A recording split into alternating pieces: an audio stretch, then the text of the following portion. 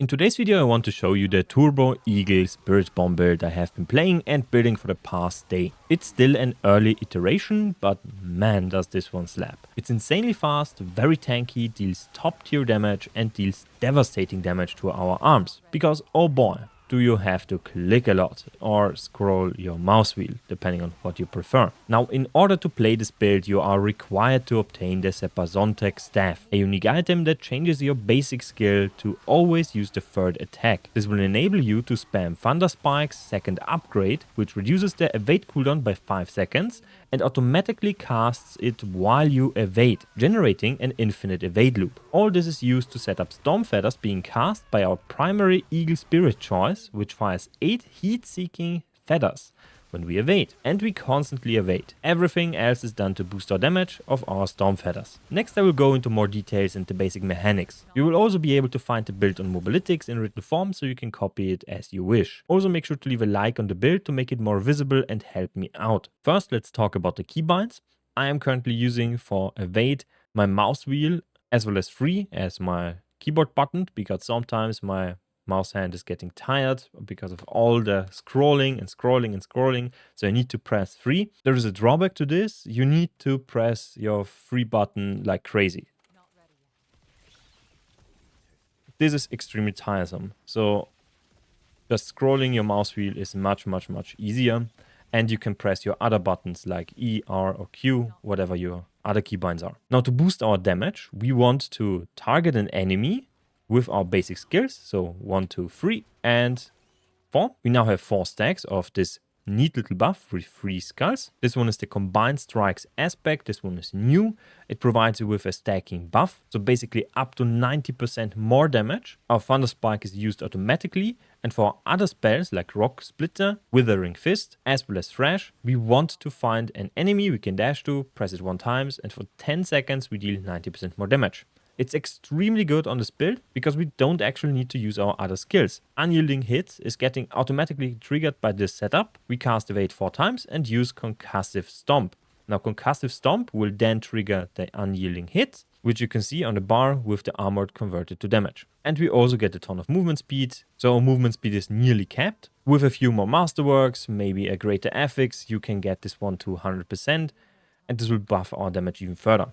Because what we are scaling is the Eagle primary aspect. We fling 8 Storm Feathers for every remaining second of this buff, which we always have at 8 seconds because we reset it constantly through evading and casting our Thunder Spike. Each of those feathers deals an amazing amount of damage and makes the target vulnerable. And because we are traveling constantly with the second Eagle buff, we are increasing our critical strike chance by 8% for every 4 meters traveled. This means with a little bit of help through the Gar rune, we are basically crit capped with a little bit of investment. Why are we using the same spirit powers? Because we want to buff the Eagle Storm Feathers as much as possible, and this is done through Loyalty's Mantle, 100% more potent boni. So next, how do we scale it further? We are utilizing the redirected force aspect. We are getting 70% of our block chance as a more multiplier to our critical strikes. Sepazontek is a quarterstaff, so we have a 40% block chance. In the skill tree, we get 10% block chance for free, and through this neat little aspect, the interdiction, we basically have 100% block chance uptime. Because we maximize our resolve through armored height, so we press this one, get 8 stacks, because 8 is the maximum on this one, and we generate 2 stacks every 5 seconds anyway, so we benefit through this one fully.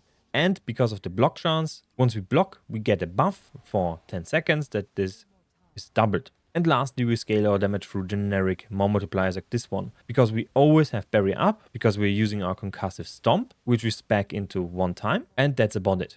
Something you need to know, some builds include counterattack. If you don't have counterattack on your bar, you don't get the dodge chance, and it's basically useless. While evading, you also additionally get 60% dodge chance, which is absolutely amazing, and you get 15% crit strike chance. So you get 15% here, you get 25% here, you get a little bit on the gear, you get a little bit through Eagle, and you're basically crit capped with little to no investment. The last 2 gear pieces we are currently using are 1 just regular pants with maximum life armor and some resistances, berry regeneration, and the aspect to include 20% more damage versus slowed enemies. Staggered enemies are slowed, so we deal 20% more damage to staggered bosses. It just specifies direct damage to any enemy. We slow them with our feathers. So enemies are regularly dealt 20% more damage. And lastly, we need to cap our resistances somehow. It is very, very hard with the penalties to higher torment levels, so we are using Rakanov's Wake. This one provides us with cooldown reduction, which is pretty good for our ultimate, the Hunter. We get a ton of resistances, non-physical damage, and movement speed. And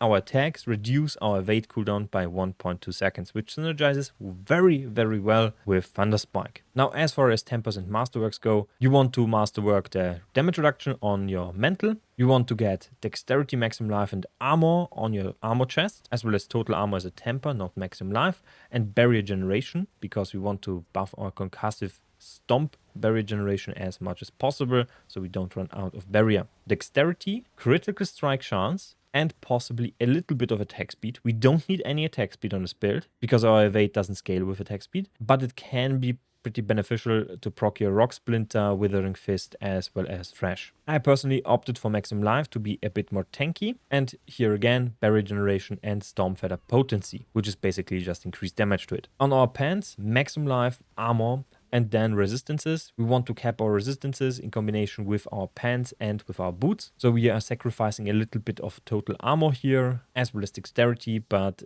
the defenses are very, very much needed. Rakanov's Wake. Later on, you want to have everything into resistances to all elements, because you need to cap your resistances. I'm currently in Tormented 2, which provides me with a minus 50% to my resistances. In Tormented 4, you have minus 100, so you need 50% more all resistance. If you get this one to 800 item power and get potentially a greater affix, temper it a few times, masterwork it a few times, you are golden and you don't need to worry about your other gear pieces anymore. For the staff, everything goes into dexterity. This one is your most important stat. You don't need a high roll on the basic skill damage, you don't need a high roll on the chance to basic attack skills to deal double damage, follow through, or basic lucky hit chance. Just the dexterity matters for this build, as well as the third cast of basic skill strikes 3 times. It is extremely important that you get this staff for the build, otherwise it's not going to work. Which also means you can get this one for very cheap. Just write in the trade chat or use the Gambler. The Gambler, I got mine through the Gambler, is buffed compared to other seasons. You just roll like 20 times and you are guaranteed to get a unique item. I got all my unique items like this, except for the mantle I dropped. Your amulet is a little bit special. You want a greater affix total armor roll. You want a greater affix critical strike chance roll. Put everything into total armor here. And then lastly, you want a passive or maximum life, depending on if you want to be more tanky or deal more damage. Any passive is fine. I'm going to go for Brilliance because I can get to 200 movement speed very easily and not many builds recommend it, so it's cheaper. So my rings are complete garbage. They are really not good. In total, on your rings, go for dexterity, go for Storm Feather potency, go for Hunter cooldown. 1 attack speed roll on one of your rings, not on both, just on one, is enough. Critical strike damage can boost your damage a little bit, but you can also use it to get a resistance going, and that's about it. Critical strike chance is what I would aim for with combination to dexterity, and the third stat is a flex spot, so you can choose what you want. As for the mercenaries, we go with Subo as our hired one, ready at hand for 20%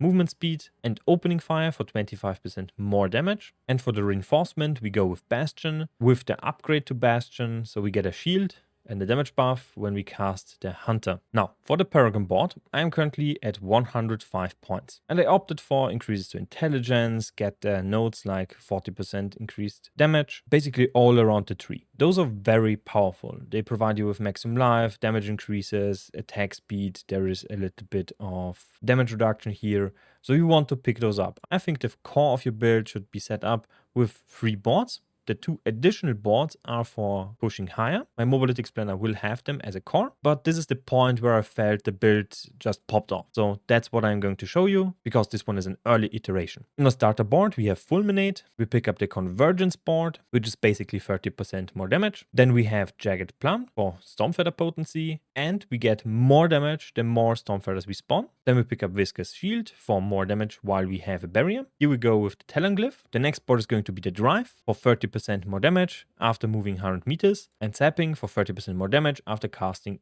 an Eagle skill 3 times. For the glyphs, Spirit is a top contender, a ton of critical strike damage as well as more multipliers. And the last one is going to be Kenny for a ton of non-physical damage and more multipliers to our lightning damage. Otherwise, we're locked to 5 boards. So we are filling up stuff like critical strike damage here, armor and maximum life, lightning resistance if you need it. There is a ton of maximum life here, resistances, and so on and so forth. Now this thumbs up the video. If you liked what you saw, make sure to leave a like, comment, and subscribe. Otherwise, make sure to check out the mobalytics planner and please leave a like there. I will constantly update the mobalytics planner with this build, with new iterations on the build, so you can progress smoothly into the 300 Paragon points. So see you next time. Bye.